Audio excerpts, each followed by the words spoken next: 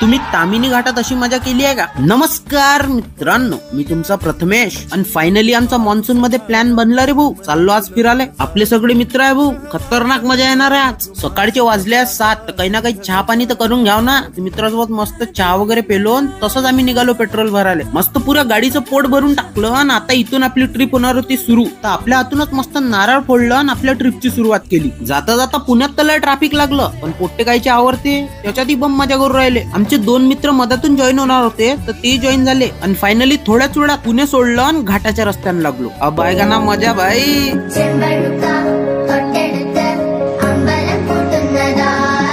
जशी जशी गाडी आमची समोर जात होती तसे तसे खतरनाक देखावे पाहायला भेटू राहिले होते भाऊ. जाताना धुकं एवढं झालं होतं तर एका ठिकाणी गाड्या लावून थांबा लागलं, पण तिथंही आपले पोरं काही आवरत नाही. पहा ना कसे करू राहिले.